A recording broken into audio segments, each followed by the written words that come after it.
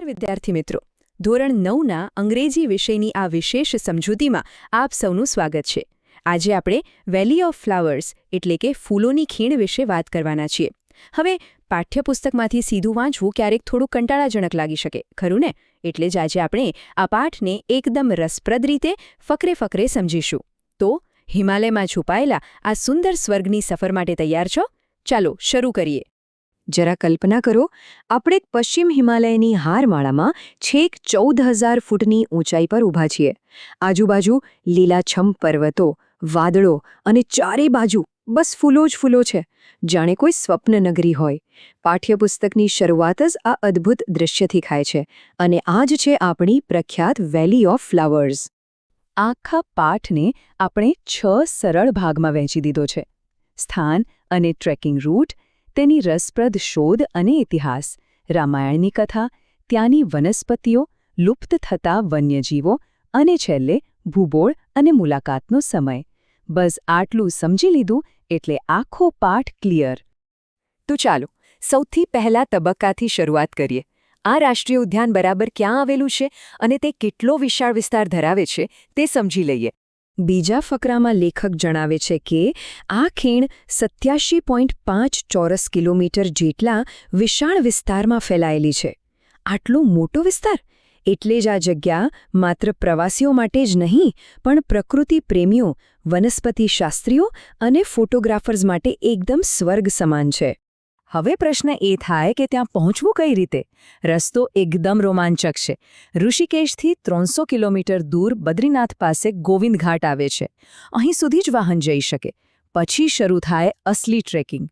ત્યાંથી પગપાળા ચાલીને ઘાંગરિયા થઈને સીધા વેલી ઓફ ફ્લાવર્સ પહોંચી શકાય.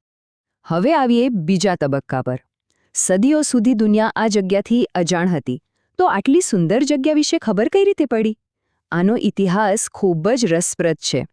પણ હા, તે સમજતા પહેલા એક અંગ્રેજી શબ્દ સમજી લઈએ જે પાઠમાં આપેલો છે: એક્સપેડિશન. એક્સપેડિશન આનો સીધો અર્થ થાય અભિયાન, એટલે કે કોઈ ચોક્કસ હેતુ કે સંશોધન માટે કરવામાં આવતો પ્રવાસ. આ શબ્દ યાદ રાખજો, કારણ કે તે આગળની વાત સાથે જોડાયેલો છે. તો ઐતિહાસિક વાત એમ છે કે 1931માં 3 બ્રિટિશ પર્વતારોહકો પોતાનું એક અભિયાન પૂરું કરીને પાછા ફરતા હતા, અને તેઓ રસ્તો ભૂલી ગયા અને આકસ્મિક રીતે આ ખીણમાં આવી ચડ્યા. એટલે કે ભૂલથી આટલી સુંદર જગ્યા શોધી કાઢી. તેમણે જ આને ધ વેલી ઓફ ફ્લાવર્સ નામ આપ્યું. બાદમાં તેની સુંદરતાને કારણે 1982માં તેને નેશનલ પાર્ક અને 1988માં તો વર્લ્ડ હેરિટેજ સાઇટ જાહેર કરવામાં આવી. ત્રીજો તબક્કો છે રામાયણની દંતકથા. આ જગ્યાનો ઇતિહાસ માત્ર આધુનિક સમય પૂરતો સીમિત નથી, તે આપણા પૌરાણિક કાળ સાથે પણ સીધો જોડાયેલો છે. રામાયણનો એ પ્રસંગ તો યાદ જ હશે ને? યુદ્ધમાં જ્યારે મેઘનાદના બાણથી લક્ષ્મણજી બેભાન થયા, ત્યારે હનુમાનજી સંજીવની બુટ્ટી લેવા ગયા હતા. તો પાઠ્યપુસ્તક મુજબ હનુમાનજી ઉડીને જ્યાંથી આ ચમત્કારિક ઔષધિ લાવ્યા હતા, તે પર્વત બીજો કોઈ નહીં પણ આ જ આપણી વેલી ઓફ ફ્લાવર્સ હતો. છે ને અદ્ભુત વાત? પૌરાણિક કથા પછી ચોથા તબક્કામાં આપણે વાત કરીશું વિજ્ઞાનની, અને તેમાંય ખાસ કરીને વનસ્પતિ વિજ્ઞાનની. ફોરેસ્ટ રિસર્ચ ઇન્સ્ટિટ્યૂટે અહીં કેવો ગજબનો ડેટા નોંધ્યો છે તે જોઈએ. ફરી એક નવો શબ્દ, બોટનિસ્ટ. બોટનિસ્ટ આનો અર્થ થાય વનસ્પતિશાસ્ત્રી, એટલે કે એવી વ્યક્તિ જે છોડ અને વનસ્પતિઓનો વૈજ્ઞાનિક અભ્યાસ કરે છે. હવે આપણે જે ડેટા જોવાના છીએ તે આવા જ નિષ્ણાતોએ ભેગો કર્યો છે. અને આ ડેટા ખરેખર ચોંકાવનારો છે. અહીં 600 જેટલી સપુષ્પી વનસ્પતિઓ છે, જેમાં 58 તો સાવ નવી જ શોધી કાઢાઈ છે. પણ વિદ્યાર્થી મિત્રો, એક ખૂબ જ ચિંતાની વાત એ છે કે આમાંથી 31 પ્રજાતિઓ એવી છે જે વૈશ્વિક સ્તરે સાવ નાશ પામવાના જોખમમાં છે. અહીં અમુક ખાસ વનસ્પતિઓની વાત કરીએ તો એક છે પ્રખ્યાત બ્રહ્મકમળ, જેનો દવામાં અને નંદાદેવી માતાની પૂજામાં ઉપયોગ થાય છે. અને બીજો છે સૂર્યમુખી પરિવારનો મોટો સમૂહ, જેને વિજ્ઞાનની ભાષામાં એસ્ટરેસી કહેવાય, જેમાં બ્લુ પોપીઝ અને વજ્રદંતી જેવી 62 અલગ અલગ સુંદર જાતો આવેલી છે. પાંચમો તબક્કો, વનસ્પતિ તો જોઈ લીધી, હવે જરા અહીં વસતા વન્યજીવો પર નજર કરીએ. આ સુરક્ષિત વિસ્તારમાં કેવા દુર્લભ પ્રાણીઓ જોવા મળે છે? અહીંનું જૈવિક વૈવિધ્ય જુઓ. ખીણમાં 13 પ્રકારના સસ્તન પ્રાણીઓ નોંધાયેલા છે, જેમાં સ્નો લેપર્ડ, રીંછ અને કસ્તુરી મૃગ જેવા જીવો છે. પણ સૌથી દુઃખદ અને આશ્ચર્યજનક વાત એ છે કે આ તમામ 13 પ્રજાતિઓ લુપ્ત થવાના આરે છે. આ હકીકત ખરેખર વિચારતા કરી દેવી એવી છે. પણ જો આકાશ તરફ નજર કરીએ તો ચિત્ર થોડું અલગ છે. આ આંકડો છે 114. જી હા, અહીં પક્ષીઓની 114 પ્રજાતિઓ આવે છે.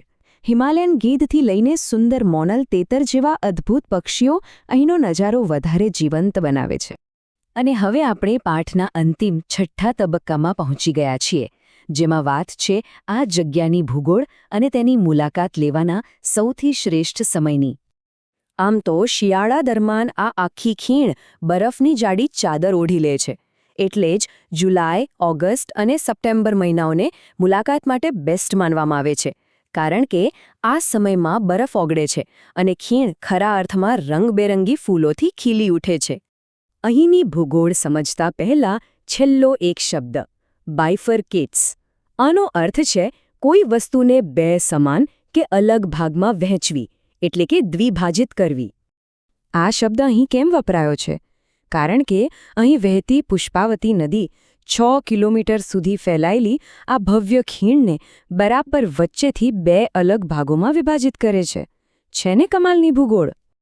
પાઠનો અંત બહુ જ કાવ્યાત્મક રીતે થાય છે. ફૂલો પર પડેલું ઝાકળ, નદીના પાણીનો મધુર અવાજ અને એકદમ ઠંડી ખુશનુમા હવા. આ બધું સાંભળીને કોને ત્યાં દોડી જવાનું મન ન થઈ જાય? તો દોસ્તો, અદ્ભુત હિમાલયન ભૂગોળ, રામાયણની કથા, દુર્લભ વનસ્પતિ અને વન્યજીવો, આ બધું ભેગું થઈને જ આ જગ્યાને એક ગૌરવશાળી વર્લ્ડ હેરિટેજ સાઇટ બનાવે છે. પણ જતાં જતાં એક અત્યંત મહત્વનો પ્રશ્ન વિચારવા જેવો છે. આપણે પાઠમાં જોયું કે 31 વનસ્પતિઓ અને 13 સસ્તન પ્રાણીઓની પ્રજાતિઓ ખતરામાં છે. તો ભવિષ્યની પેઢીઓ માટે આ સંવેદનશીલ ઇકોસિસ્ટમને બચાવવા આપણે શું કરી શકીએ?